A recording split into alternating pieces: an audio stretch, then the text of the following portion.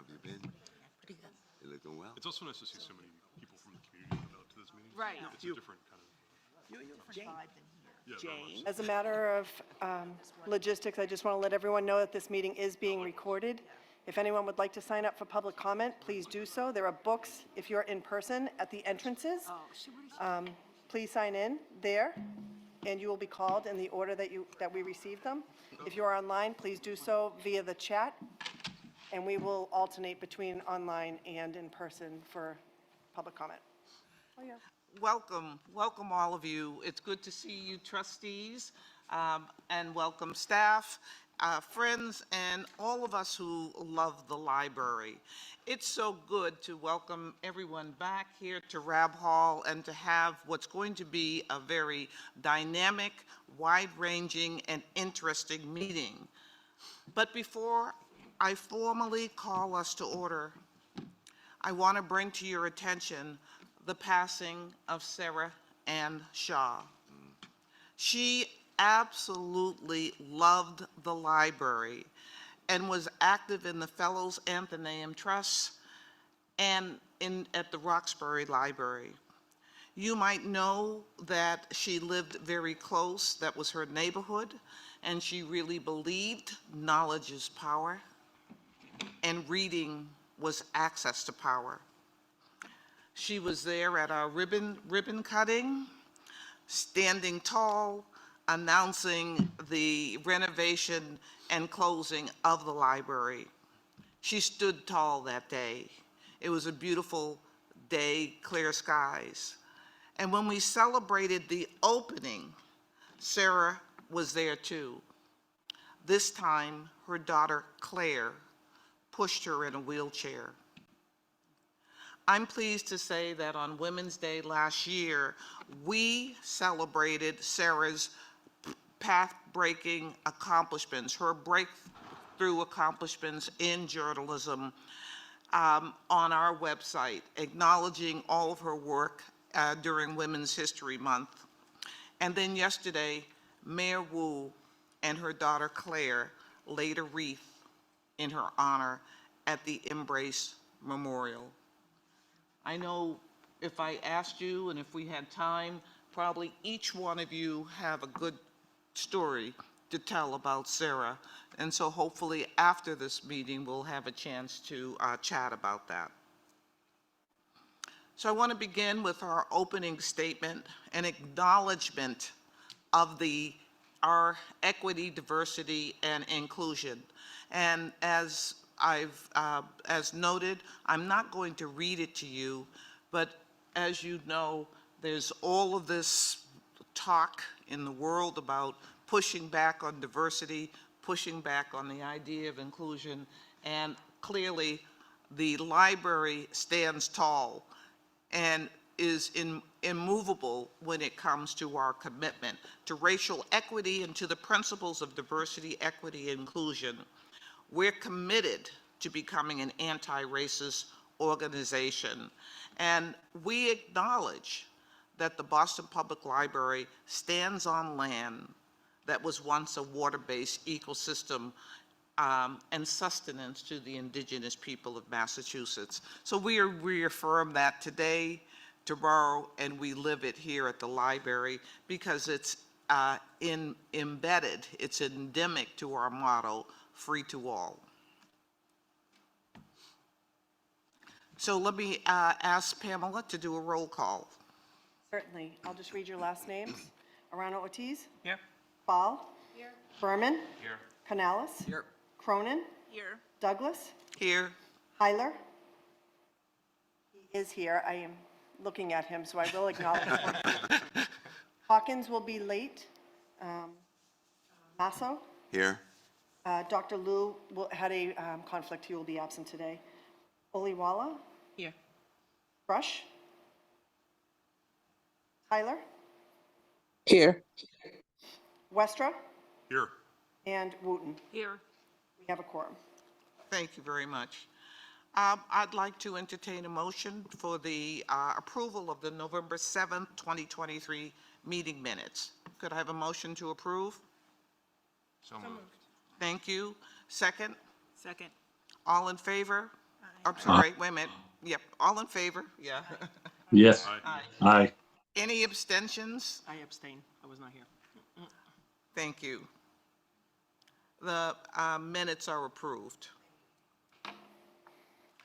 So in terms of our welcoming today, you know, we belong to a tapestry of arts and cultural institutions.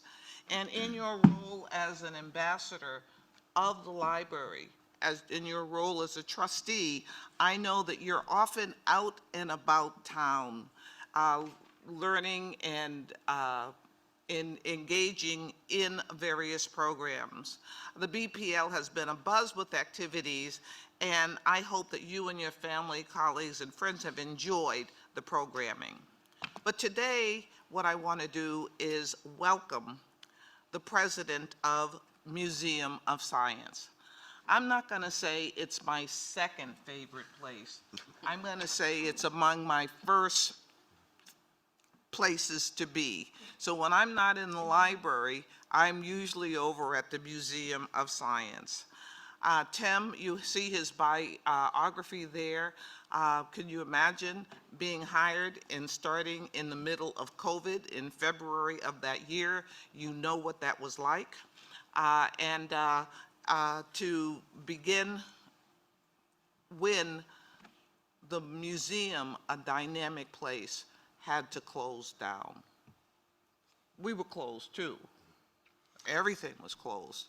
But what I found was really interesting is the way that Tim engaged the trustees and the advisors. So in full disclosure, I'm an advisor, an associate of the museum, and I was there when Tim took the helm.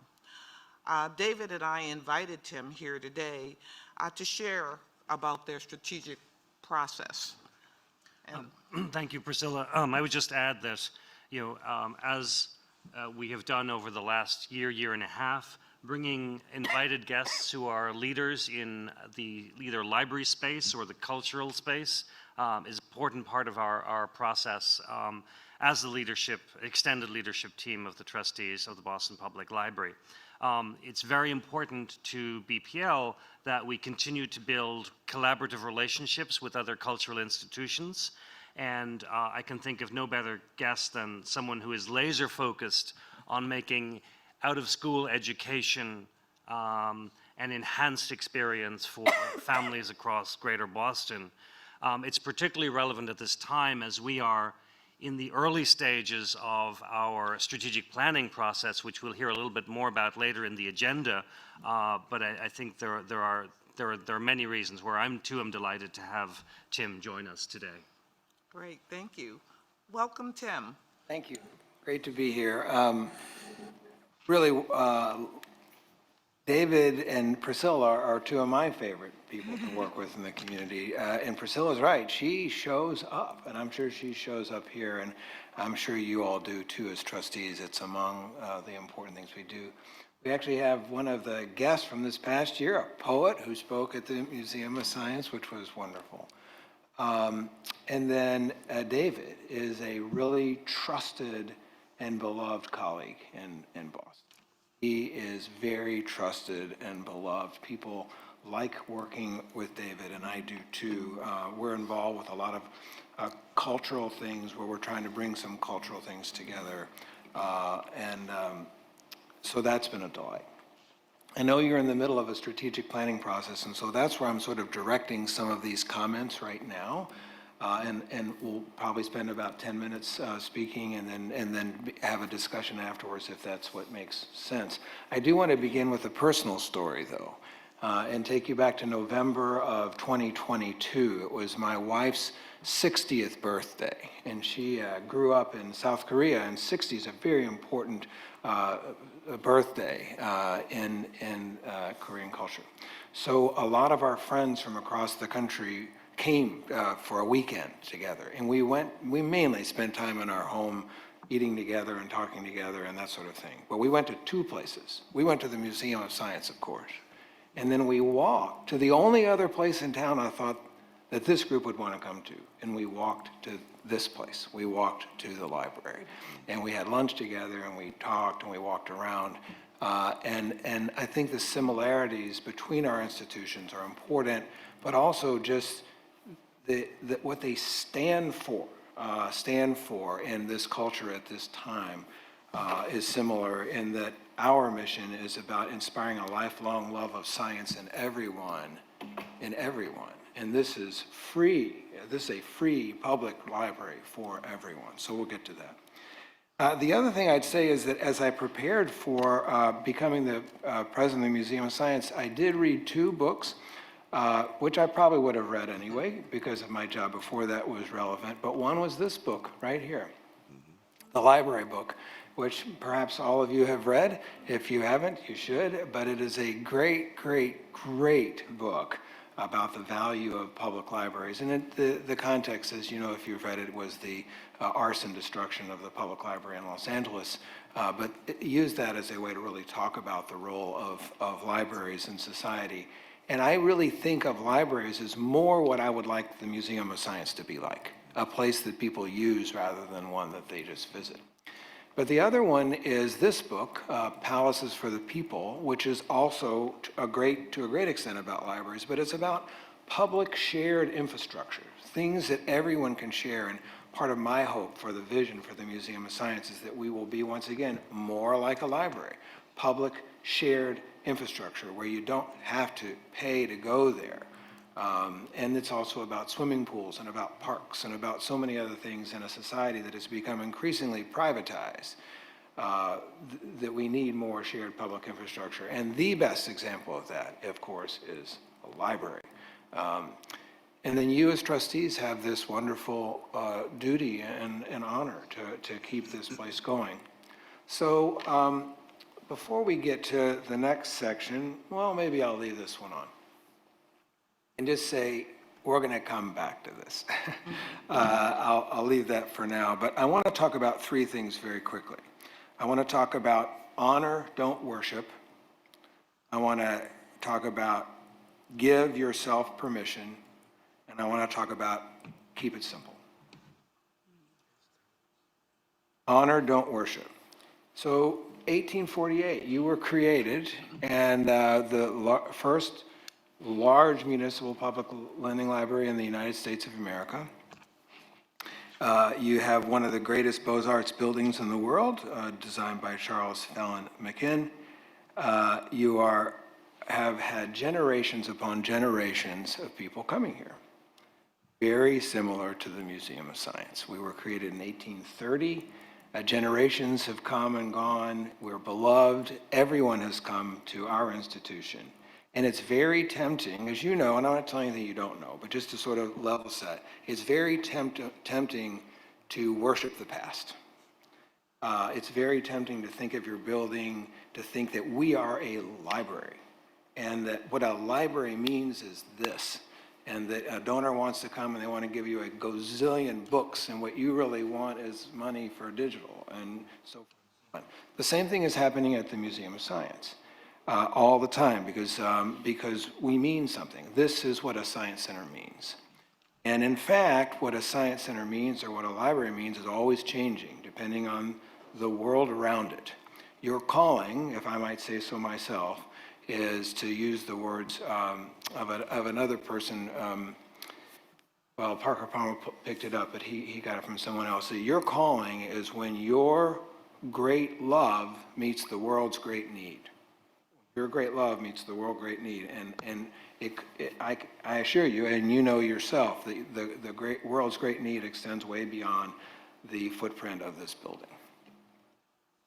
So you want to honor the past, but not worship it. And I think that the new, where we are right now, actually, the new architecture does a really, really good job of that, and all of your programs to reach out. I mean, you are very, very, very innovative. So I just want to encourage you to keep doing that. The second thing is give yourself permission to become something new. Give yourself permission to become something new.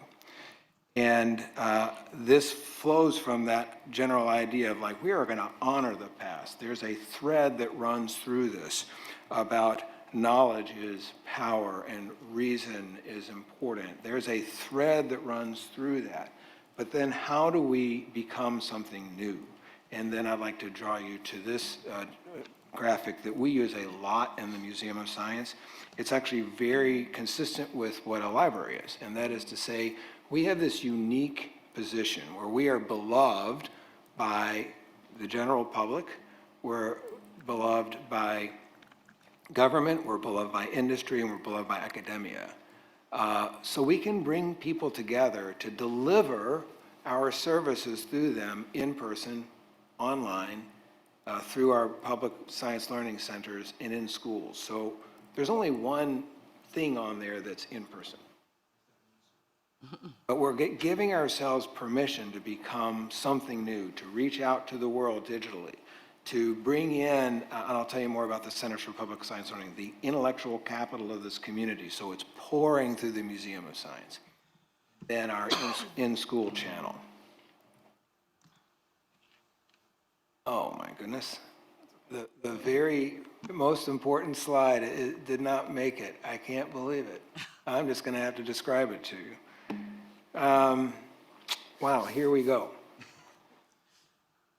So we do have a Vision 2030, and if it were up here, I would show it to you, but I'm going to describe it to you.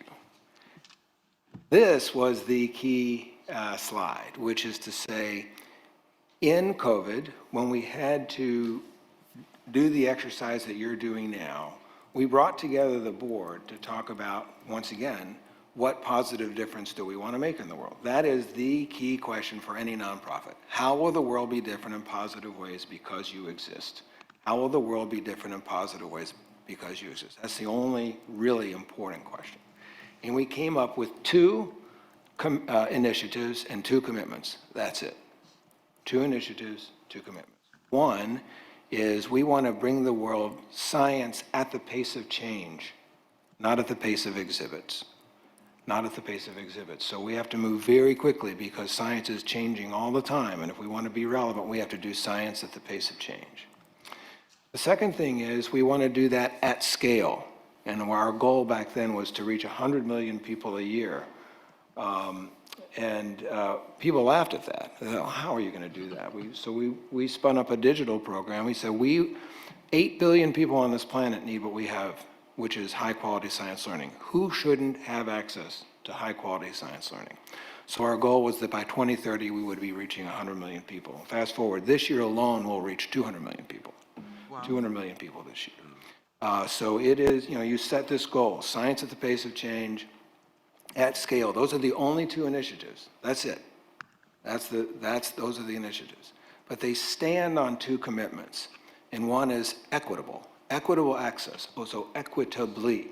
So science at the pace of change, at scale, equitably, and then the final one is the financial piece, which is sustainably. Because the fact is, science centers and most cultural institutions, not necessarily this one, but especially science centers, the business models are failing. There's no way that earned revenue can keep up with expenses. You look at over 10 years, dead in the water. That's just the way it's going to be. But our mission is terribly important. So we had this 10-year vision when I got there because people overestimate what they can do in 1 year and they underestimate what they can do in 10.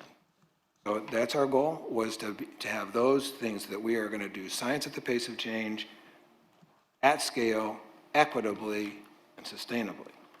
And then our board got involved with that, but also we rewrote our mission statement and we rewrote our vision statement.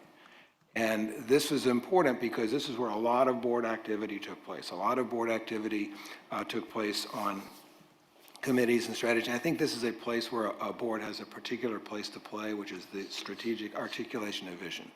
So our vision, which was a very long, windy thing that nobody remembered on a piece of paper, is now quite simple, and which you've heard me say already: to inspire a lifelong love of science in everyone. Everybody on our staff and everyone on our board can say that. To inspire a lifelong love of science in everyone. Then the vision is of a world where science belongs to each of us for the good of all of us. So everyone, each of us, all of us. Very similar to the library. So that was it. There was a new mission, there was a new vision, and these 2 initiatives and 2 commitments. And then we spun up 3 board task forces to help breathe some life into this. There was a task force on content where people were having some suggestions about content from the community that could pour through the museum. A task force on community. So how do we have this equitable part pouring through the museum? And then there was one on technology. How do we actually reach the world at scale? And then this particular slide helps us realize, well, that's across 3 channels. It's across 3 channels, which is our digital channel, our in-school channel, and our in-person channel. That was important because almost everyone at the Museum of Science, especially staff, were in person. And they had tremendous doubt about the digital channel. They didn't really have any clue about the school channel. And so to have it all roll together, and especially to raise up the digital channel, giving yourself permission to become something new, was really important. And I do want to show you this, because this is the science at the pace of change part. This is a slide we have developed in the past about a year and a half, but it is a culmination of all this work. How do we bring people science at the pace of change at scale? And we are now trying to create these 5 centers for public science learning: life sciences, environmental sciences, space sciences, data and AI, and tech and engineering. These are serious centers. These are $20 million each. They have directors that serve as a bridge between the intellectual capital of the world and the museum. So they have their contacts, then bringing in all that content from this community, like the Harvards and the MITs and the Broads of the world, and then expressing that through the museum in these various products, like exhibits, but also like forums and podcasts and salons and heritage months and so forth. This particular outgrowth of that kind of strategic planning came, probably a year and a half later, when we tried to figure out, how do we bring science to people at the pace of change? And then we came up with this. And then that has produced other things downstream, one of which, for instance, we're in the middle of right now, is that we're beginning to have year-long focuses on a particular topic. And this one is all on the environment this year. This is the year of our Earth Shot. And that's bringing together all of our work. Next year is the year of being human, the year of being human. Our bodies, our emotions, our communities, our innovations. What does it mean to be human? So one's the case for the planet, so to speak. One's the case for the species. So there's that. And the board involvement piece is one that we should continue to talk about, because it's easy to cross a line there, but it's from advising, supporting, to doing. That would be one that I would encourage you not to cross. On the other hand, the community resources, what I say to our staff is that our chief asset is nothing that lies within the museum. Actually, the resources in the community around us, which includes our board of trustees, and it includes you. And the final thing that I'd say is to keep it simple. To keep it simple. So that mission statement, our lifelong love of science in everyone, that vision of a world where science belongs to each of us for the good of us. 2 commitments. Science at the pace of change, at scale. 2 initiatives, 2 commitments, equitably, sustainably. People can remember that. They just can. And that really has become our strategic plan. It's really not a big plan, it's a 2030 vision. And then we fill in the pixels in each of those boxes, little by little by little. So here's an example of filling in the pixels in science at the pace of change. And on the digital side, we just had to start building it. And finally, we're on a roll, and we figured out how to reach the world at scale. And now the goal is by 2030 to be reaching 500 million people a year. And people aren't laughing at that anymore. They were laughing at 100 million, but now they're like, well, you've reached 200 million, let's go. So that's useful. So keep it simple. And then finally, I have a trick and a charge. Here's the trick. Sort of a trick for David, I suppose. But we have landed on the value of a suspense question. And the reason I bring it up to you, first of all, it's been very helpful to us, but also you are readers. The suspense question that hovers over a book or a movie, will Romeo and Juliet be able to live together in peace? Will you fill it in? It's the suspense question that hangs over the narrative of a work. And so we're learning the value of a suspense question for each year now. Each year we say at the beginning of the year, what's the suspense question? And then as you think about a strategic planning process, you have successive suspense questions. So the very first one during COVID was, will we survive? That was an easy question. That one came to us. The second one, when we knew we were going to merge, was really, who will we become? This past year, the suspense question is, why not us? And we are having some beautiful opportunities come into our midst right now that will fundamentally change us as an institution. But I think it's because we've kind of given us permission to be ambitious. Part of be ambitious, and oftentimes we'll say we don't care so much about being a great museum, we care about making a great difference in the world. And so why not us? And I can tell you the suspense question for next year, because I know these opportunities that are going to come into our midst, is will we rise? Will we rise up to the opportunities that's been given us? So I would encourage you to consider what suspense question hovers over you. And finally, a charge to you, which is, you're just the next link in a chain that goes back to 1848. 176 years, that's a long time. The same thing's true of our board. The same thing's true of me as a leader. I'm just the next person in a link that goes way back. My commitment to my institution and our board's commitment with what I charge is to be the strongest link, the one that actually steps up to the problems you face, that doesn't kick them down the road, the one that actually enables the institution to become more relevant than ever before. So future boards of trustees and future executive directors or presidents will be able to look back on you, and this time as the one that built the strongest link to enable the Boston Public Library to greet reality as a friend and to become something more powerful than it's ever been before.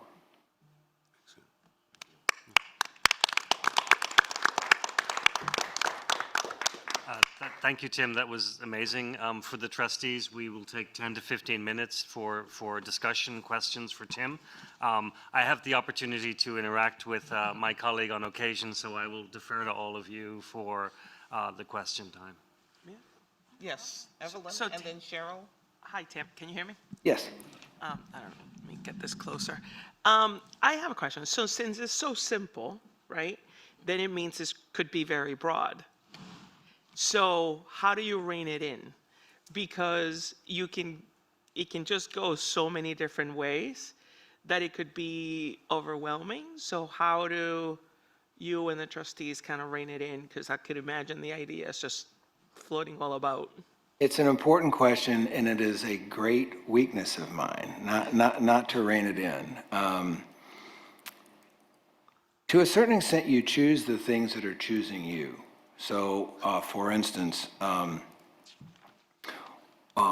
once we made a decision about a particular digital team, that particular team had its particular strengths, and at the end of the day, they can't do any more. So I would organize around your unique assets and combine them in unique ways to create, unique value. And once you've done that, your plate will just be full enough. But I would be very clear, as best as I could be, what is really unique about your assets, and combine them in very unique ways to create very unique value. And that will have a positive way to sort of rein in what you actually do. Thank you. Trustee Cronin? Yeah. Hi, is this working? Yeah, okay. You mentioned financial sustainability, which is obviously key for, and a huge challenge for any. I assume the museum is technically a nonprofit. Yes. Okay, so you mentioned how your earned revenue doesn't cover your expenses. I'm curious about, obviously you fill the gap with unearned revenue, and what does that look like now in terms of the ratios? And do you have a goal that's different than what it currently sits at? Yes, there's a lot of answers to that question, but the last one is, we have a goal that's much different than our current. Right now, we're about 50% earned, 50% contributed. I would like that to change to about 1/3 from the endowment, 1/3 from annual contributed revenue, 1/3 from earned, which would mean doubling our endowment, actually increasing it more to like $500 million. It's $210 million now. And then significantly increasing annual contributed revenue. But I think we should be really clear about the other thing. We oftentimes think in terms of revenue. But what happened with COVID for everybody was that it gave us the chance to reduce expenses. And we stopped doing a lot of things. And so I think we have to be really careful. Back to the earlier question, what don't you do? One of the things that hems you in is what you can financially do. So yes, we want to change the revenue mix, but we have to be very careful on the expense mix as well. I could go on, but I think that on the expense side and on the sort of operational excellence side, you know, there are investments we might need to make in technology, for instance, to keep expenses low. With respect to probably of course, you have a different funding model completely, but the other big thing we're having to learn to do is to bring depreciation into our operating budget. And our depreciation is not modest. It's $7 million a year. And when I got there was about $500,000 a year set aside for depreciation. So how do we get that? We're up to about 1.5 million for depreciation. How do we get that to 7 million? There's one answer to that question, and that is to increase our endowment to that level, where it can pay for that. It's also the answer, I think, to access for us. I mean, really the way we're going to lower barriers. So these big, gigantic goals for the endowment, and then for deferred maintenance, we have about $200 million in deferred maintenance. So we have gigantic goals. The last thing I'd say on changing the business model is that we are going to give ourselves about 10 years to do that. So once again, you can overestimate what you do in a year and underestimate what you can do in a decade. And the overall vision sounds scandalous almost to say it, but the overall vision in the next 10 years is about a $1.7 billion vision. Not because I want to have a $1.7 billion vision. I like to have a really small one. But the truth is, that's just what reality requires. So anyway, that's one question. Yes, Christian, Trustee Westra. Thank you very much, Priscilla. And thank you, Tim. This has just been an amazing discussion. I'm really grateful for you to be here today. I was saying to Priscilla that I have 3 young sons, and we go to the library, the Museum of Science all the time. I think on Saturday alone, we were there twice. So it really is an amazing institution. It's a great joy to visit. I want to go back to a question that Evelyn touched on, and that is, you talked about the importance of being simple in the strategic plan, and we're going to hear from Gensler later about what we're doing on our strategic plan for the library. But you spoke about keeping the general plan simple, focusing in your case on science at the pace of change and doing that at scale. But then you also talked about migrating that simple plan to a vision for content. And as you can see from this slide, there is a lot of complexity and granularity there. Maybe you could talk a little bit more about that process. When I go to the Museum of Science, there are clearly things that fit squarely into the mission as you articulated. If you think about the robotic dog or the digital technology exhibits or the computer programming pieces, but then there are also the legacy exhibits on animals of North America or the Colby Room. And I imagine there's a lot of discussion and debate as to what you focus on and what you don't, and how that manifests itself in a communications plan. So maybe you could just speak a little bit more about migrating the simple vision for a plan into the actual content of the museum. I think the key is for the ambition to be simple. Like, oh yeah, I can see that. Where it's going to be equitable. It's going to be at scale. It's going to be at the pace of change. It's going to be sustainable. That is simple, but it's super ambitious. So if the ambition is clear and simple, then the details have to follow. And then you have something like this, where the Centers for Public Science Learning, they are very complicated to do, but all and that is true of a sustainable business model. That's true of our digital ambitions. So for instance, when I first started, there was no digital team. Now we're reaching a lot of people. That's the good part. It's also $3.7 million in our budget. It's like, oh, okay, how are you? So I think the short answer to your question is I think the ambitions should be simple and memorable. And by the way, that everybody enrolls in. They got to enroll. People have to enroll. And then if they're really, really super ambitious, the details have to follow. And so I analogize it. I mean, everybody does their work in different ways. One of the things I do is whenever I'm in a conversation about this kind of thing, I begin with a H, which is here, and a T, which is there. And the T, the there, has to be really simple.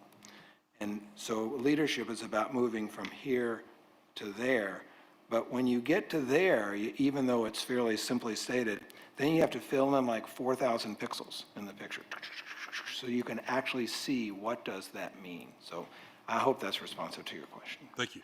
I get the last question. Oops, who does? Oh, no. Two last questions. Three last questions. Trustee Wooten. Thank you. This is very inspirational. I'm the president of Simmons University, and we're going through a similar process right now. And then I also grew up in Philadelphia and remember going to the Franklin Institute almost monthly. And so the question I have is, there was a New York Times article that said most of education occurs outside the classroom. That's where you see that difference when you look at the achievement and academic gap. How are you bringing access to people who normally wouldn't get to go to the museum twice in one Saturday? Yeah.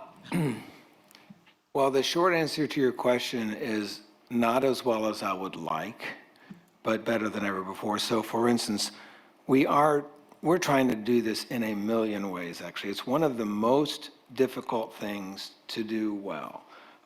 So on site, we're beginning to have these heritage months that are specifically focused on groups who are underrepresented in the STEM, and we reach out to those communities and make sure the programming is culturally appropriate and make sure that the marketing is as well. That's our goal, and sometimes we succeed spectacularly and sometimes we don't. So 7 of these months will focus specifically on underrepresented, and then hopefully people keep coming back. The second is digital, actually. We know that our digital work gets out there really, really, really well.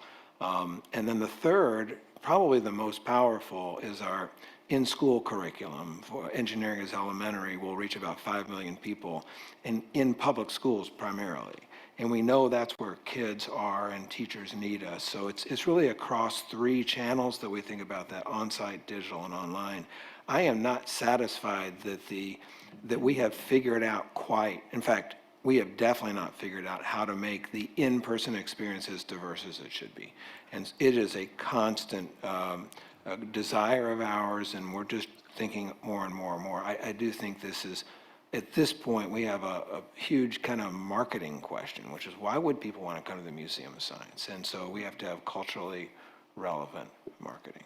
So I would also commend the Museum of Science for participating in this very small but very significant pilot initiative, which the mayor announced, of BPS Sundays. Yeah. We hope it expands, but thank you for participating in that.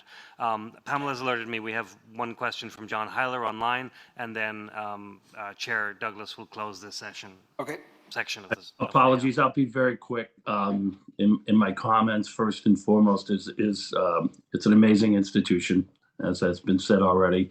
I think the commonality of the programs of trying to get people in and then expanding on them has been remarkable. You can take someone really brilliant in science and someone that has not been open to it yet and find a place where they can have common ground, whether it's in the planetarium, whether it's in the theater, or whether it's in some of the exhibits. And I've always been amazed with,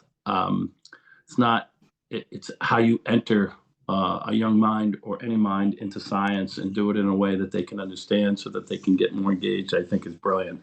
I guess the bigger question is, and it's a question for us as well, because we are in some ways very much a global institution, yet we're a local Boston institution and for New England.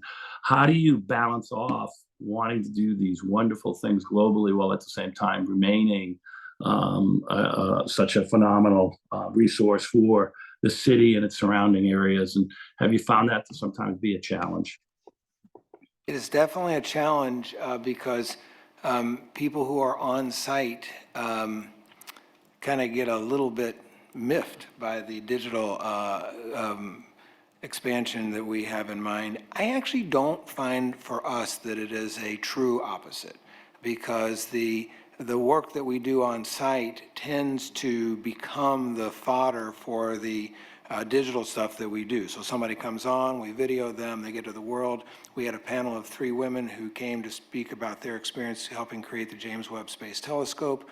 They gave a great talk on site. We chopped it up into social video. It's reached about 10 million people now. So I find that there is a false kind of challenge between the two, and that I want to find more and more ways for people to realize that these things complement each other. And that's why this slide that's up is so important, is that we show that when we come on site and do programming, that can then ripple out into the school channel and ripple out into the digital world. So my own sense is that there's not as much tension as it might otherwise appear. So I'd Great, like you thank to you. talk a little bit about the welcoming, how I've seen a major change in the museum, particularly in terms of the adult programming, and also in terms of the signage, and also in terms of the people that are working in the museum. So it's now a more welcoming place. So from your perspective, can you just talk a little bit about how you did that? Well, I think once again, it does flow from this basic commitment to equitable access, which then raises the question about, okay, if somebody comes in, so what? Do they experience something that's culturally relevant? So that would be an example of a couple more of those pixels in the frame. And then it goes to, well, if it's going to be culturally relevant, who is on staff? What is the signage? And so that culminates sort of in this sense of creating an authentic sense of belonging. So those do have very practical ramifications with respect to the time you'll put in for translations, the way you staff, how people are trained. But it begins with that initial commitment to equitable access, and then asking the question, well, how do we translate so that an authentic sense of belonging occurs? So thank you so much for joining us today. What I love about your presentation and have enjoyed about it is that it's inspirational, it's actionable, and the tips that you've given us in terms of the charge to come up with a big question, as well as for the board to really think about being, as you said, it's the resources outside the Science Museum that really do lend the value to the museum. You are great. We haven't even talked about the different things that you've done with the Leventhal Map Center, with Portia, with the beautiful Resistance, and the museum has an extensive adult program. It's not just for kids. And the LGBTQ piece of the museum is significant. And so the museum, when I say it's a welcoming, and asked him that question, it has really shifted, in my opinion, and also in my experience. When you go there, you can feel it. So thank you, My pleasure. Tim, for your leadership.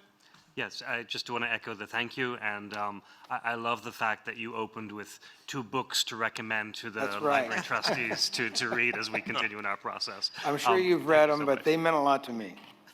Thank you so much. 2 really good books. Thank you, Tim. Thank you. Thanks for everybody.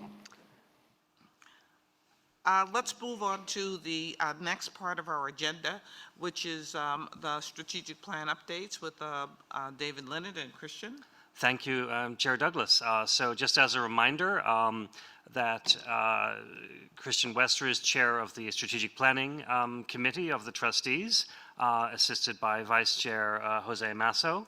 And Christian and I together are shepherding this process as a collaborative effort, assisted by many other individuals. And I just invite Christian now to welcome our partners at Gensler and Margaret Sullivan Studios to share a hello and a very, very brief update about what's ahead. Thank you very much, David. We're really excited to have Patricia and Aaron from Gensler here to share with us an update on the strategic planning process.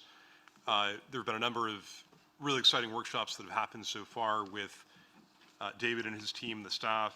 We're having a meeting as well on Thursday at 4 p.m. in the Commonwealth Room for those who'd like to attend with the Strategic Planning Committee, which is a broader group of stakeholders. I think listening to Tim and hearing about his vision for the Museum of Science is certainly an inspiration to me, and I know that we're thinking about some of the same themes in terms of coming up with a simple vision that can translate in a meaningful way. So with that, I'll turn it over to Patricia and Aaron. Thank you. We're thrilled to be here. I think really inspired to hear Tim's talk. I think a lot of our goal here is what is the inspirational, aspirational vision of the Boston Public Library that's also actionable, that also guides and says we're going to prioritize this versus this, that our mission is so holistic, but how do you choose among all those things? And so we have, the next slide shows a little bit of what is the team that are broader beyond us that's starting to shepherd this. But really, and it's a collaboration between Gensler, which is an architecture and design firm, and Margaret Sullivan Studios, who has a lot of expertise around libraries across the nation and beyond. But really, the team is the only team that's not captured here. The team are all of you. The team are the communities. The team are the staff. And I think that's really been our job. These folks on the screen are the folks that are shepherding some of the process. But as we look and involve, and it's a process of diverging and then converging. I think to Tim's point around how do you get to something that is simple, but also actionable. So we'll walk you through a little bit some of our Perfect. steps. And most of you have probably seen. You want to move a little closer to the mic, please? Thank you. Sorry, all good. Most of you have probably seen versions of this distributed through. We're continuing to update this as the process goes on, but at a high level, we wanted to introduce, as we're introducing all of the other stakeholders to the overall process. We kicked off earlier this year, so we're very much in that divergent, setting the vision, engaging stakeholders phase. As Christian mentioned, we've been doing in-person sessions with staff and BPL leadership. We're engaging with the board this week, both this morning as well as with the Strategic Planning Committee.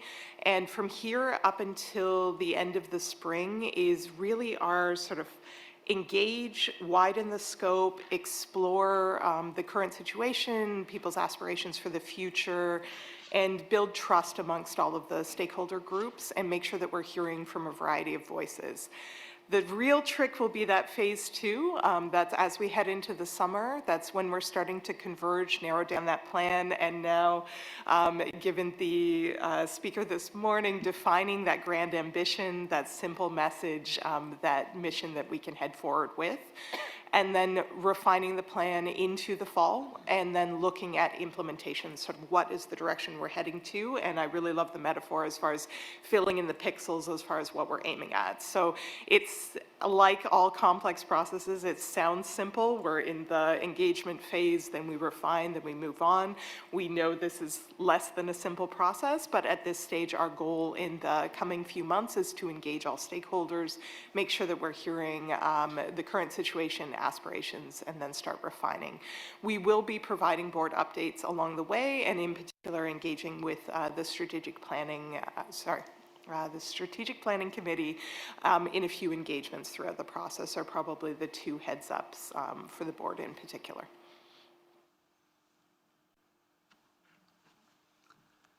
I know we don't have a lot of time, but maybe Aaron and Patricia, you could just share briefly some of the tools that we're using in these workshops. It might be helpful for the board to get a perspective on how we're helping to make sure that these discussions are meaningful and as concrete as possible. It's not like it's simply a free-for-all and we're brainstorming. We actually have a lot of architecture that we're using to ground the discussion and make it impactful. We can both tag team on that one. I think to your point, Christian, we're not just putting Post-it notes up on the wall with a blank question of what should we be. Margaret Sullivan Studio is a wonderful research partner as far as what has been done, what conversations have been had at other organizations throughout North America. We're using that baseline of research to inform directed questions as far as for example, walking through scenarios as far as if this were our potential future, how would we refine our goals versus other potential futures to inform the discussion. But we're also narrowing down sort of what programs have the most impact, what programs are currently behaving well, how do we measure that success is informing a lot of the discussions in this phase. And then as we direct forward, every engagement will build on the findings from the engagements before and continue to refine that down to the goals. That's a little vague, Christian, but happy to speak more to that if there's more questions. I think a lot of what we're seeing is what are the moments of convergence and divergence among the various stakeholders? There are some things we all agree on. And how do you get to a process that pushes beyond the common denominator? That we're not just spitting back and saying, "Look, yeah, of course, we all knew that before we started this process." How do we move beyond and say, these are the common denominators, build on the foundation of that, but then say, what are the places we really want to get to, and what are the things that matter most? I think these are what the scenarios that Erin was describing, these futuring work, a lot of philosophers on how do you get to this, but say, given different restraints, what would matter most?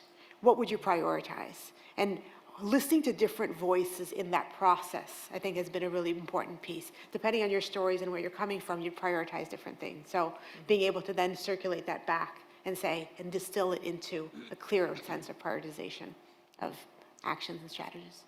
So I want to make certain that as trustees, you've all received the material, right, correct, on board. You received the proposals from Gensler, so you've had an opportunity to see that, and you have the roadmap. And when you say that you're going to be communicating with the trustees, what a touch point, talk about that a little bit.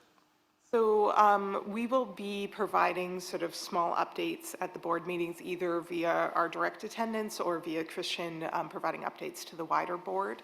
And then in particular, the Strategic Planning Committee, we have 4 engagements, the first of which is on Thursday this week, where we'll be having sort of facilitated, directed discussions to inform the plan. So these types of meetings will be more of a process update, progress update for the wider board, and then engaging directly with that committee in particular. Yeah, thank you for raising the question, Priscilla. I think the desire certainly is to have the board keenly involved in this process.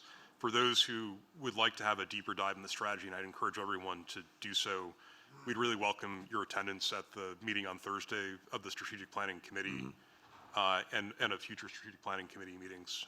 But certainly Gensler and I will be updating the board more generally on a regular basis going forward as well. Yeah, the Strategic Planning Committee is comprised of 5 trustees and 7 additional individuals right now.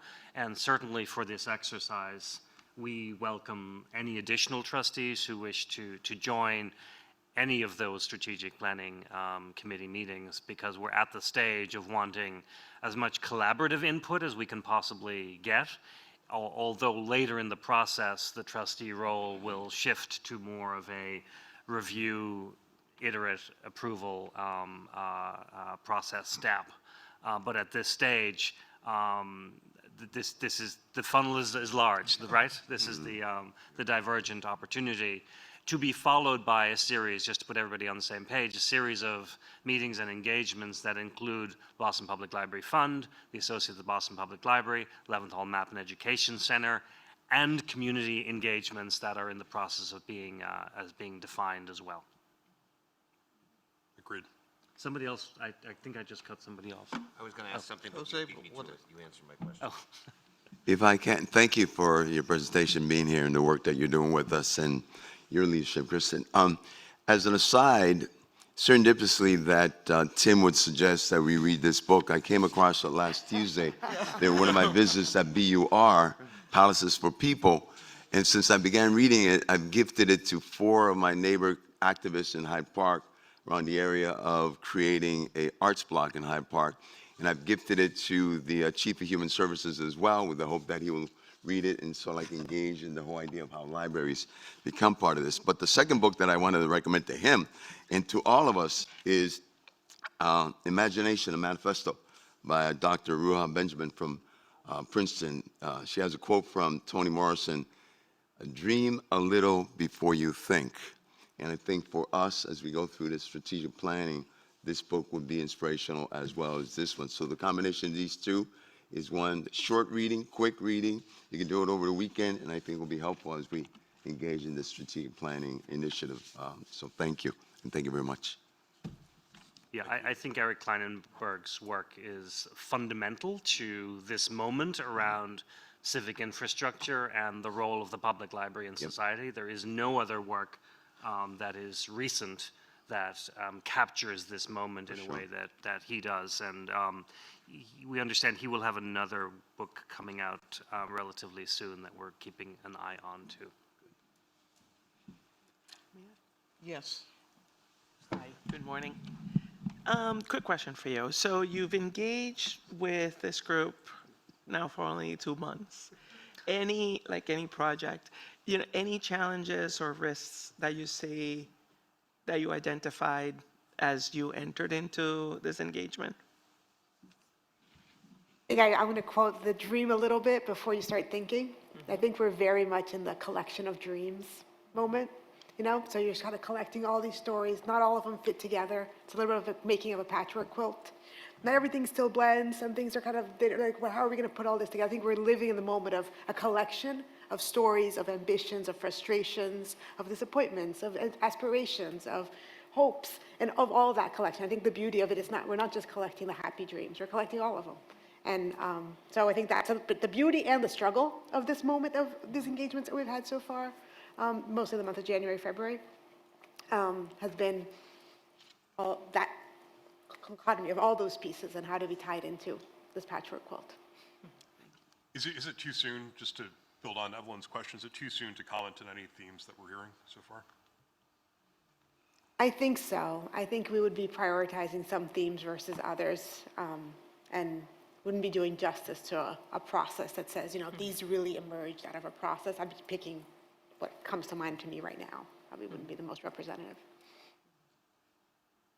So I will say, and this theme came up with the speaker this morning as well, and the questions from the board to the speaker, I would say one theme that is emerging from all of the groups is how wide do we want to go? What do we do? What do we don't do? That's emerging from all of the conversations at all levels. I think it reflects practicality to both wanting to hold the vision in one hand and hold the, how do we bring this to life in the other, that is consistent with the culture of the Boston Public Library. It's for this process to help refine that down, but I would say as an emerging theme, that piece of wanting to widen up and also wanting to contain is a dichotomy that we'll be balancing the whole time, but it is coming up from all voices. It's not just leadership and board, it's coming up from staff. So know that as an organization, there's a lot of alignment around that wanting to dream and also wanting to make it happen. So it's a good foundation for us to build upon. Yeah.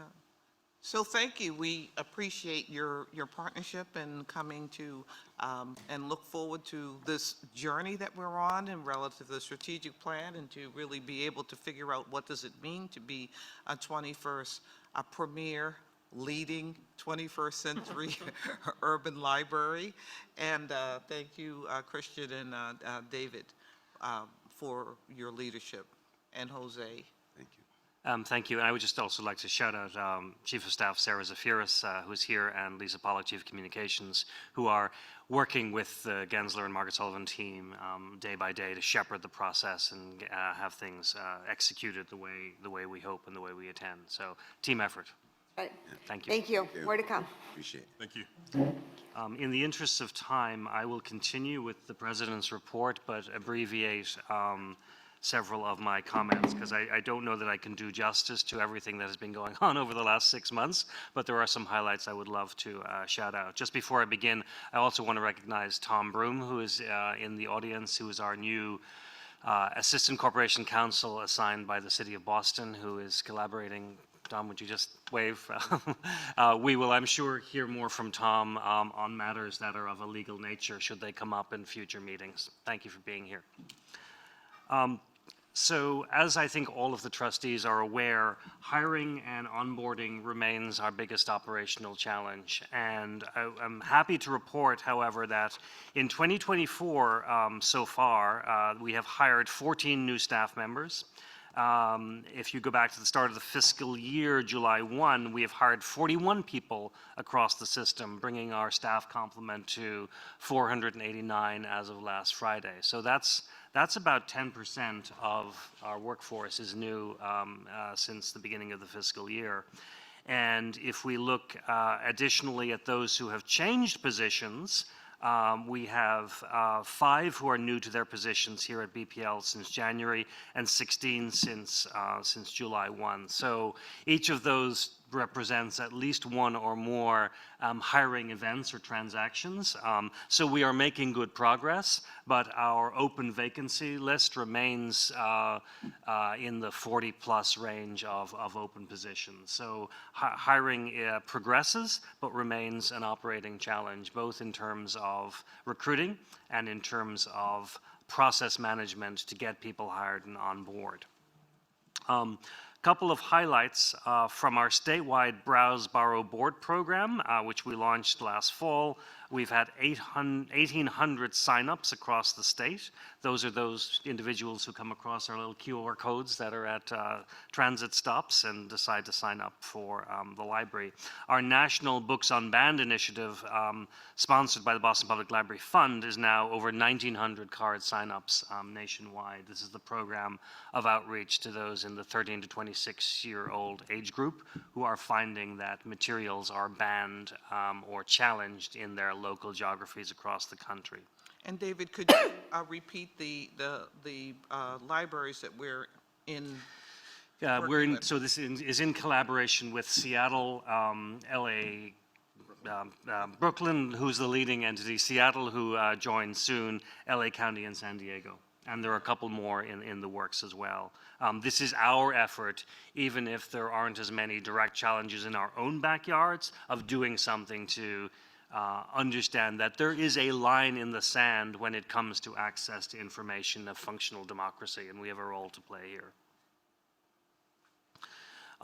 Additionally, we continue to showcase around our annual thematic events such as the Black Is book list, Women's History Month, and upcoming Pride Month, a mixture of showcasing current reading materials through our book lists and programs, as well as open houses and samplers in our special collections areas. I also want to highlight a couple of very significant, well-attended programs, a couple from here at Central. The Dennis Lehane Author Talk with the BPL Fund, former trustee Dennis Lehane, his fictional novel being the focus against the backdrop of the busing crisis and political issues here in Boston on its anniversary. This room was full, as well as an online audience joining us, and an author talk with Malia Lazu from Intention to Impact around diversity, equity, and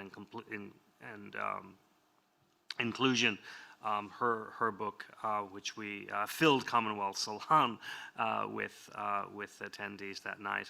Also, our staff have put together the first ever, at least in recent times, gathering of BPS school librarians and our youth services librarians here at the library.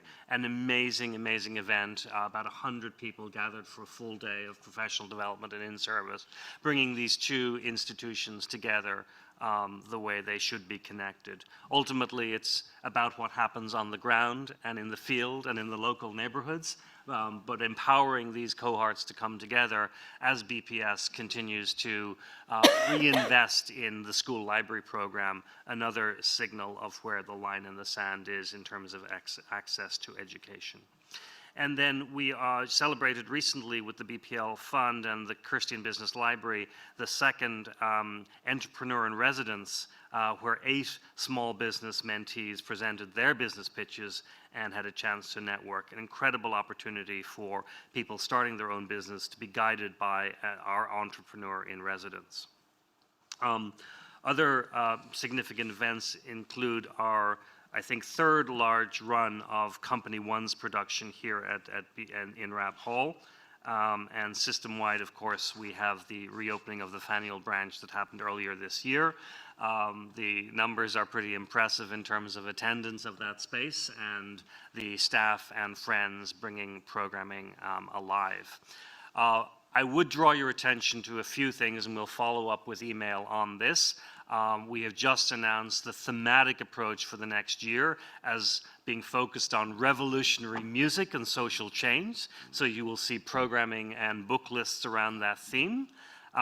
With the BPL Fund, we have our Morning Brew on May 16th with a focus on public health and social work, leveraging the experience of our colleagues and also a couple of our own key staff members. The associates will have, I think, what is their 31st or 32nd Literary Lights on April 21st. And the next major exhibition here at the library would be hosted by the Map Center, opening on May 10th. So just a few updates that we will share with you later, and hope to see you at these events. So at this point in time, that concludes my report. A lot more details to go into, a lot more happening. The staff are absolutely incredible in terms of bringing our collections alive, bringing programs to bear, and offering critical services to our residents and beyond. Happy to take a couple of brief questions on anything I haven't covered, and then we'll proceed into, I think, Finance and Audit Committee. Your questions? The theme, revolutionary, how was that selected and? Sure. So we have for several years under Michael Colford's leadership tried to have an annual thematic approach. Not everything we do has to fit under the theme, but it gives some guidance and oversight to our signature programs as well as principle to organize around. As we come closer to 2026 and the anniversary that for the nation will be marked then, as we come closer to 2030, which will be Boston's 400th anniversary, we have a 3-year lead-in starting this year, starting with a focus on revolution as the historical theme, but we want to make it relevant to our collections and more accessible in a way that would be engaging with individuals. So starting with music, moving into art, and then looking at the historical events in 2026 more properly. There is a system-wide group of staff who come together and frame this out and give meat to this concept. It's the start big and narrow it down. There's more detail, I think, in the press release that was just shared that we can recirculate as well. Great, thank you. Madam Chairwoman, I want to say that first I commend the library for taking this initiative. I think it's apropos during this moment in time that we're living. And second, with my other hat, not this one, doing my radio show, I'm complementing this every weekend with at least an hour of music that has Afrocentric tie-ins to this type of movement that includes Latino music as well, so that I'm trying to uplift what you're doing here by doing what I do at the station, which I've been doing for 49 years, but I think it's just complements nicely what you're doing, and I commend the library for making this happen. So thank you. We would love to connect you to the programming and collections folks who are more in the weeds of this initiative, and maybe there's a little synergy there. Good. Wearing our other hats that we could celebrate and move forward. Thank you. Thank you. Yes? Very quickly, just capital projects, any update on all the various capital projects? So there will be a slide in the budget update that talks about that. So I'll come back and talk about that with Emily in a second. If I may just acknowledge that Jeff Hawkins did join the meeting a while back, but I didn't want to interrupt the presentation, just noting it for the record. Thank you. So now we're going to move on to finance and audit. Evelyn? Yeah.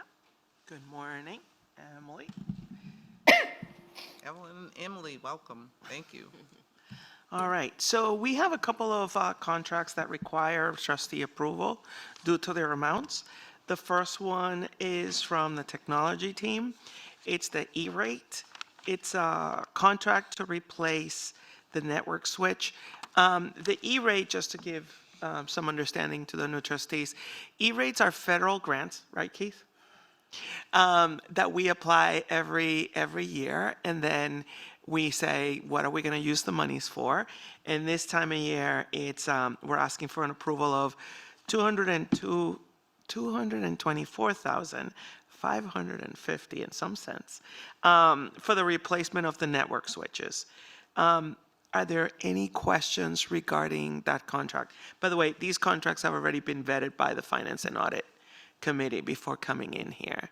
So are there any questions regarding that? Evelyn, are you saying that we've received a federal grant for this money? Is that right? We apply for those monies. We already received the grant. This is permission to spend the money. Okay, great, got it. It's administered by USAC, which is a quasi-federal agency. So when you see those FCC charges on your utility bill or phone bill, that money is pooled. And then based on the eligibility of schools and libraries across the country are eligible for certain discount rates. And basically it means that our out-of-pocket costs will be somewhere in the 10%, 20% of the actual total contract, the balance being paid for by this program. Keith Gillette is the Chief Technology Officer who is in the audience sponsoring this particular vote. So are there any questions regarding that? No? I can vote as a lot, right, Pamela? I don't have to do single votes, okay. All right, no questions for Keith? And then I'll move to the next one? Okay. The next one, here I want questions.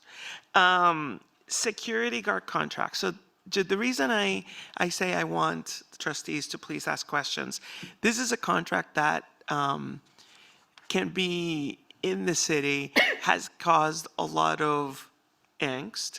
And it's mostly because making sure that they are fair compensation, agreements with the employees. As you all know, security guards can be low compensated. There could be challenges in terms of equity. So this is an important contract for us to approve. Throughout the years, we have, the team has changed the RFP to make sure that there is language to make sure that there's equitable contracts with security employees. And we have gone through the RFP process and selected a new security contract company. So it's quite a large amount. It's for quite, these contracts, are for a number of years. So I would like to open it for any questions. This is a 3-year contract and it's valued, for $5.6 million. So we welcome any questions from the And trustees. we're also joined by Ali Sacco, who's our system-wide security and safety manager, should there be technical questions on the contract or the operation. Any questions? I'll ask a question. Yes? I deal with security. Yep. Market. Do you want to use the? I'm sorry, yeah. the- Yeah, so without asking for the specific dollar amounts, I assume we are aware, obviously we're aware of the hourly rate we're paying on the contract, but we're also aware of the hourly rate that the security guards are being paid. Do you want to come to the mic?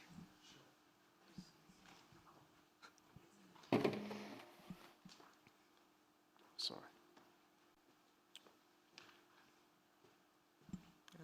Welcome, Ali. Hi, good morning, everyone. Good morning. Yes, we are aware of that. All the companies are vetted, and they are all part of the SCIU or 32BJ union. Okay, so it's pretty set? Yes. Obviously, okay. And we're comfortable, with with Allied's recruiting efforts to make sure that they're making sure they're recruiting from a lot of different areas, communities, et cetera, to ensure as much diversity as possible. Yeah, and they will also, I believe, interview all of the current employees with the consultation with Ali and with Josh Rosenthal, our Chief of Operations, to ensure everybody who we want and wants to come forward has the opportunity to do so, barring any external questions. Right. And then my final question is just on training of the guards, which, so a lot of these guards, if they've been here already, they've been well-trained, and we wouldn't be interested in trying to retain them. But I assume the contract as well, you know, imposes on Allied significant training requirements for the guards. Yes, that's true. They've got a robust training, and we've reviewed that, and we have faith in their training, and we chose them for a number of reasons. Number one, Allied Universal is a large company, so they have the capability to provide coverages, replacement guard coverage at a moment's notice. And also, they have a robust transitional plan, and we have faith in that plan. And number three, they also have a culture of DEI, including recruiting from HBCUs and providing a pathway for growth.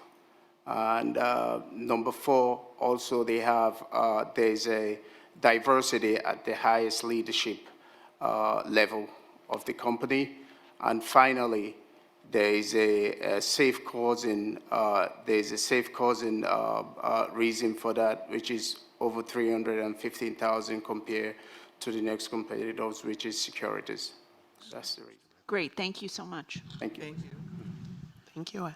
Any more questions? I want to just say, you know, as we go forward, to continue, the security people are often the first ones that we meet when people enter the library, and setting the tone for the experience of it being free to all and welcoming.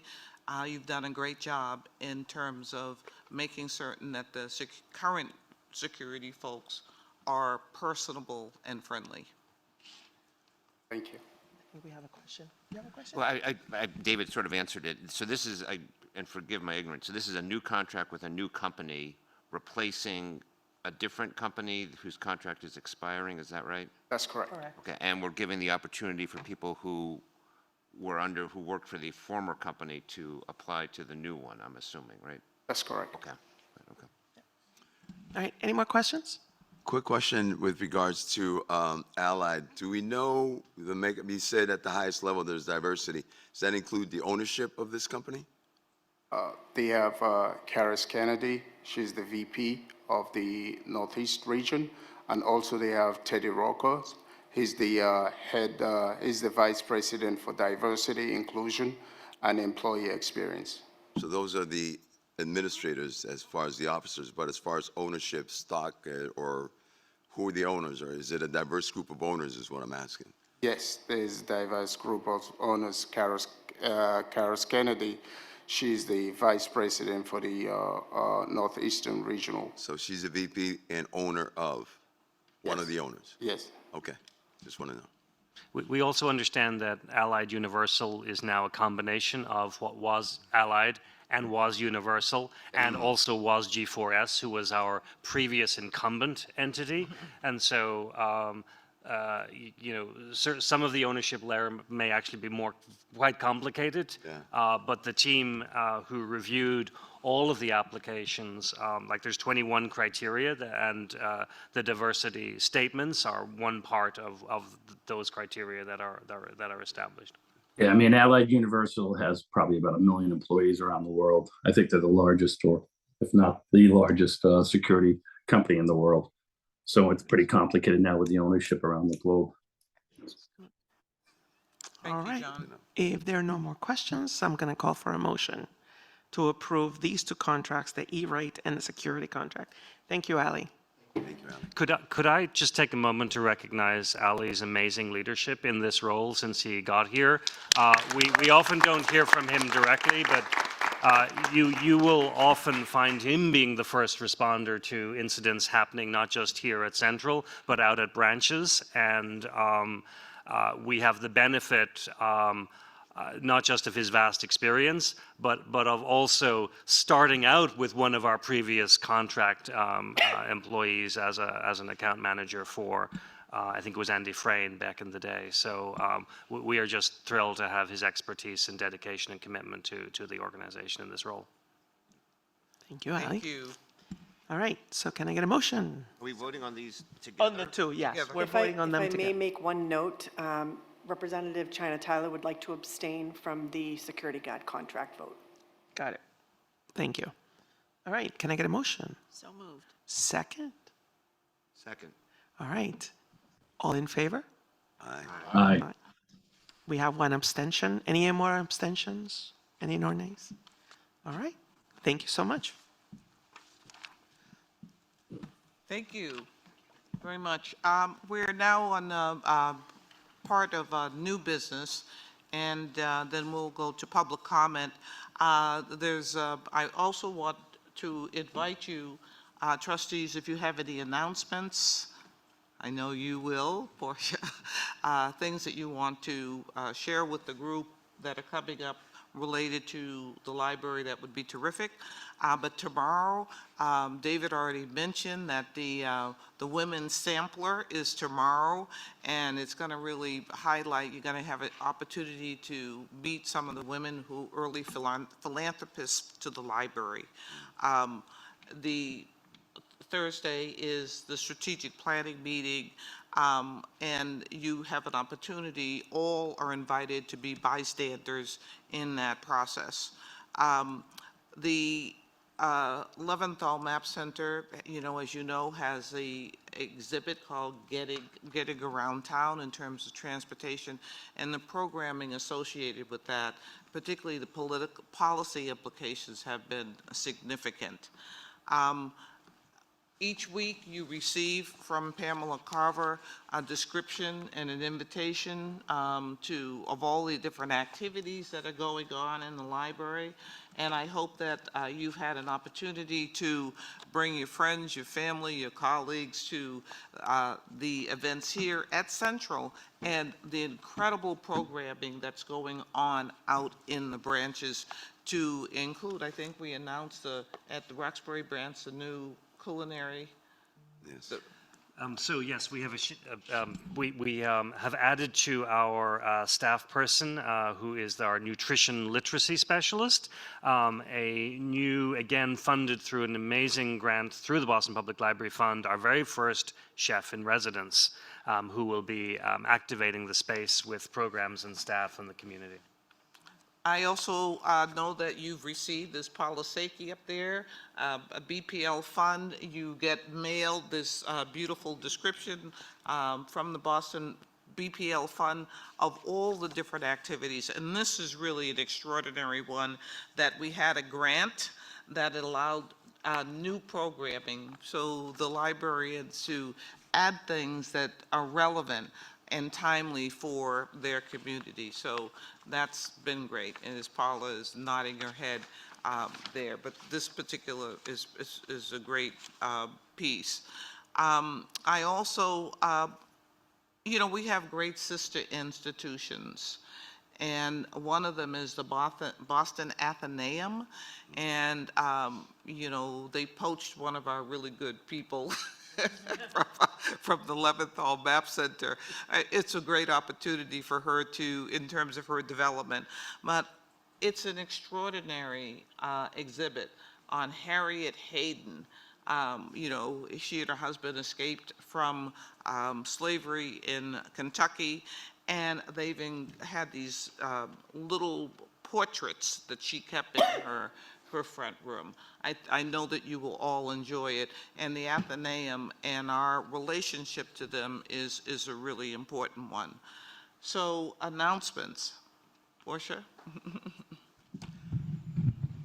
Yeah, so speaking of the revolutionary music I'm moderating Reclaiming Folk here at the Central Library on Thursday, April 4th, and some Black folk artists will be performing, and I'll be moderating that conversation. So. And you've also invited us all to submit a poem for poetry. Oh, yes, that's right. I did. But I think quite a few of you have already submitted. But April is National Poetry Month, for those who don't know. But I am recruiting folks to submit videos reading their favorite poems, which are due today at 5. Can we do it without video? No, I'm sorry. I have a couple of things. David alluded to Literary Lights, which is the annual gala of the Associates of the Boston Public Library, which will be on Sunday, April 21st, at the Fairmont Copley Plaza Hotel. I also want to mention that the Special Collections Committee of the Trustees, which I co-chair with Elliot Bostwick Davis, will be meeting on April 11th, and that meeting is open to the public. Thank you. I just blanked on the time. Is it 10? It's at 8:30. Oh, it's 8:30. Okay, 8:30 AM. a.m. Thank So I you. just wanted to note one thing. You had mentioned the open house for the special collections. Yes. It's today at 2 to 4, not tomorrow. Oh, okay, good. I'm glad. Really happy about that. If I could return to Trustee Hawkins's question earlier, because I misspoke about where it would be in the agenda. We'll actually be revisiting that topic at the May meeting when we have the mayor's budget proposal released publicly to review. Right now, branch projects that are active include the Fields Corner project, due to go into construction. South End, that is doing an accelerated programming study and programming study and design. The Eggleston Square branch should go into design shortly. The 3 Housing with Public Assets projects are in various stages of collaborative planning with the developers and city colleagues, being for Chinatown, West End, and Upham's Corner. And then there are a number of other projects that are either actionable at the repair level or waiting for assignment of funding or project management. The 2 bigger topics, which are the McKim Capital Project, we have included that in our submission to the City of Boston, and we will learn with the rest of the world on April 10th when the mayor releases her budget what is in over this 5-year period and what has to wait a little bit longer. That applies to both the McKim, the major McKim transformation project, as well as the collection storage strategy project. So those are brief verbal update to keep your question at bay until May. That's very helpful. Thank you.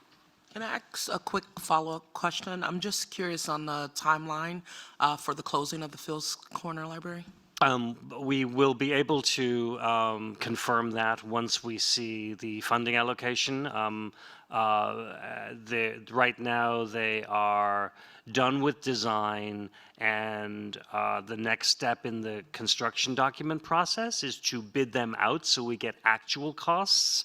And pending what that process is, we then have to do more reviews, sometimes some value engineering, sometimes we're just good to go and we can go straight into construction. But the earliest, Priscilla Foley, our Director of Branches, is in the audience. The earliest I think we would see is still several months out. Any other announcements? This isn't directly related, but Simmons is going to be having a great event. Yes, we have our Women's Leadership Conference, and our keynotes are Gloria Steinem and Trevor Noah. And the day before that's next Wednesday, so if you're interested, shoot me an email, I can get you a ticket. And then the other one is the day before, we're hosting Joy Reid on campus for our Eiffel Forum, and she's going to be doing a book signing. Nice. All right. Let's go now to public comment with Pamela Carver. We have 2 public comment. One is online and one is in person. The first was Amber DeAngelis. Amber, are you able to come downstairs? Okay, great, thank you.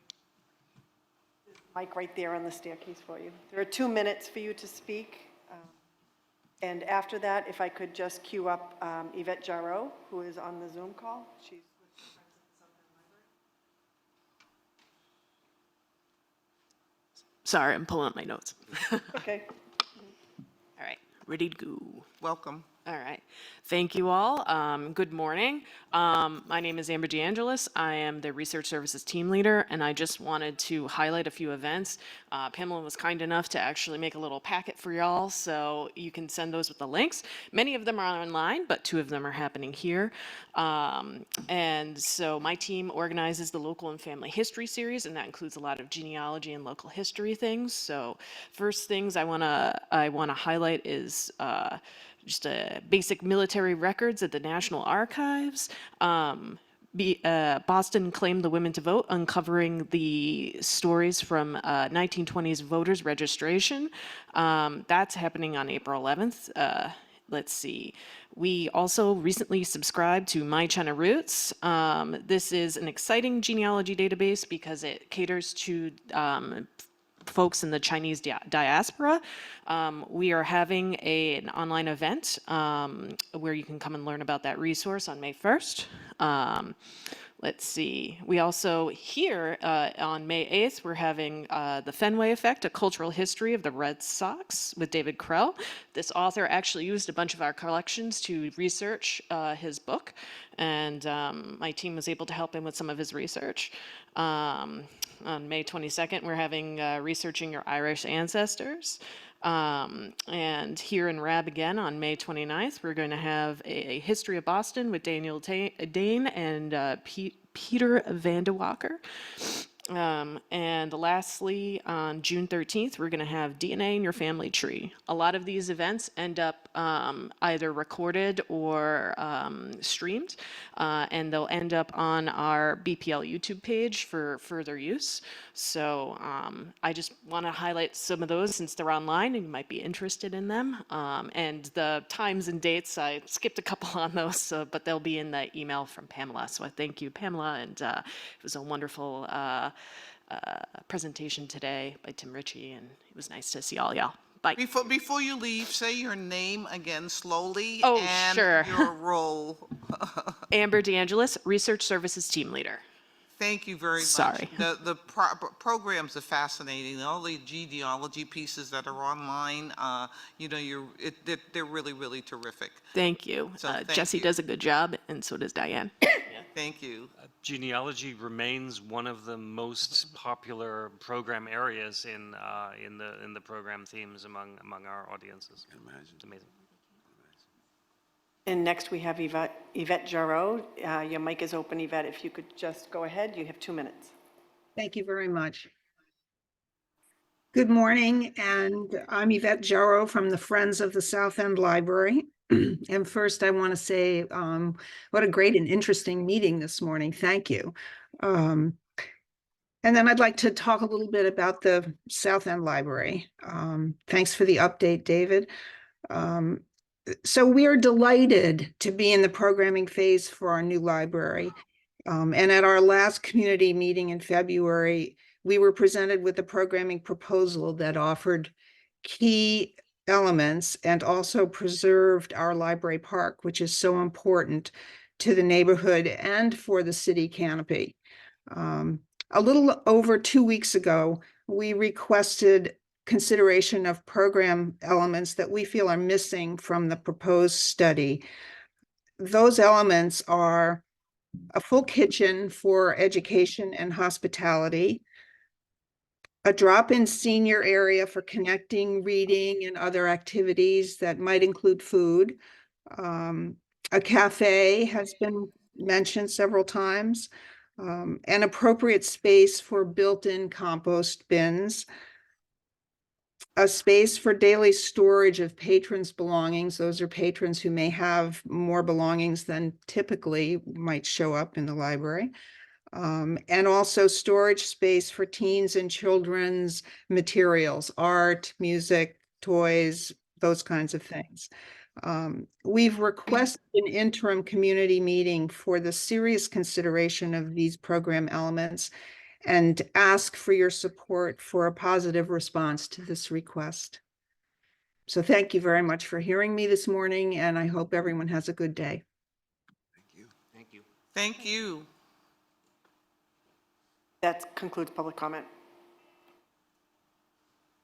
Okay. All right, so I'm going to, we're in an incredible moment of change and opportunity for the library, for our community, and beyond. So I'm going to adjourn this meeting. We don't need a motion, and we look forward to seeing you on May 21st. Thank you very much for your participation. Thank you, Priscilla.